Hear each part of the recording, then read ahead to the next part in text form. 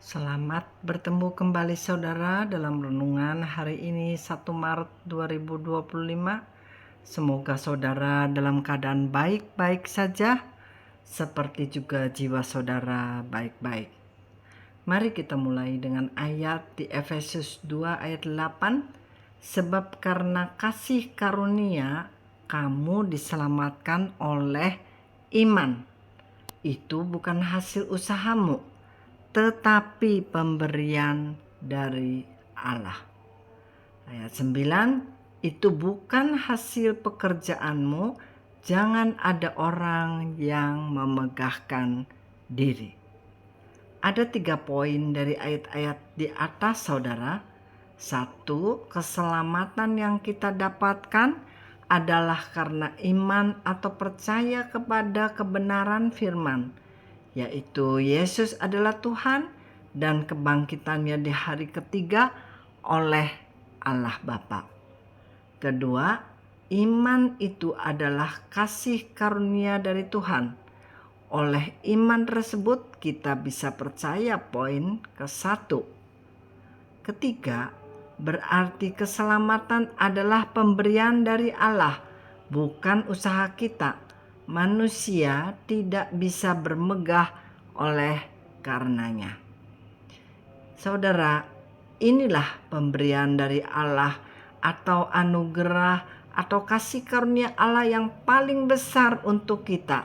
Karena pemberian ini bukan usaha atau pekerjaan atau perbuatan baik kita. Dalam bahasa Inggrisnya disebut sebagai unmerited favor. Kalau kita melakukan yang baik, kita mendapat upah kan darinya, maka disebut adil. Karena upah yang diterima karena perbuatan atau pekerjaan baik kita atau usaha kita.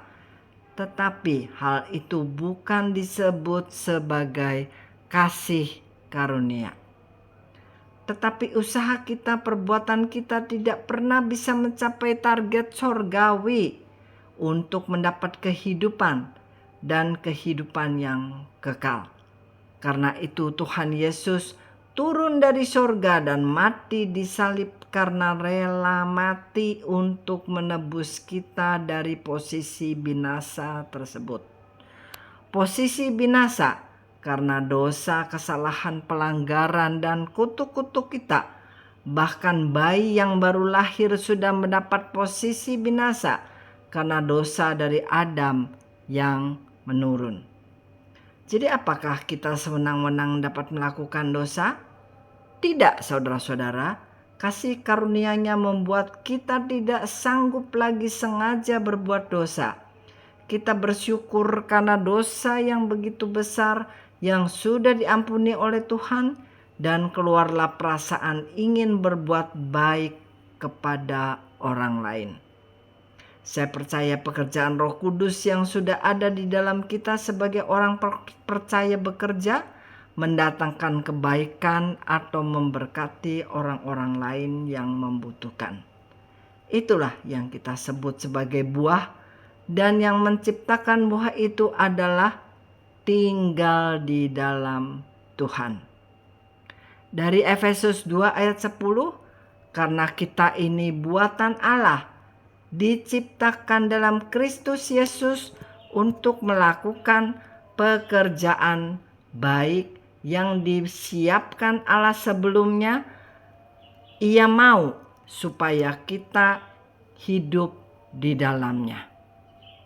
Setiap perbuatan baik kita, saudara, diarahkan oleh Roh Kudus.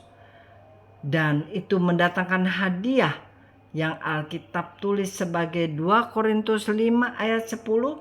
Sebab kita semua harus menghadap tahta pengadilan Kristus, supaya setiap orang memperoleh apa yang patut diterimanya sesuai dengan yang dilakukannya dalam hidupnya, baik ataupun jahat. Saudara, tahta pengadilan di sini bahasa Inggrisnya judgment seat, atau bahasa Yunaninya bema. Berasal dari G968 yang artinya a step, footbreadth, rostrum, atau tribunal, throne, judgment seat. Judgment seat adalah tahta pengadilan atau seperti panggung atau tribunal yang memberi hadiah kepada pemenang-pemenang dalam suatu perlombaan. Diambil dari Roma 14 ayat 10, tetapi mengapakah engkau menghakimi saudaramu? Atau mengapakah engkau menghina saudaramu? Sebab kita semua harus menghadap tahta pengadilan Allah. Dan tahta pengadilan di sini adalah bema atau judgment seat atau tribunal. Ayat 12, demikianlah setiap orang di antara kita akan memberi pertanggungan jawab tentang dirinya sendiri kepada Allah. Jadi saudara, setiap orang yang berbuat baik akan mendapat hadiah dari perbuatan baiknya. Dan orang yang tidak berbuat baik, kesatu tidak akan menerima hadiah, atau kedua akan ada konsekuensi dari perbuatan buruknya. Yang pasti baik atau buruk perbuatan kita, dialah yang akan menghakimi, bukan kita. Demikianlah renungan hari ini saudara, sampai bertemu kembali di lain kesempatan.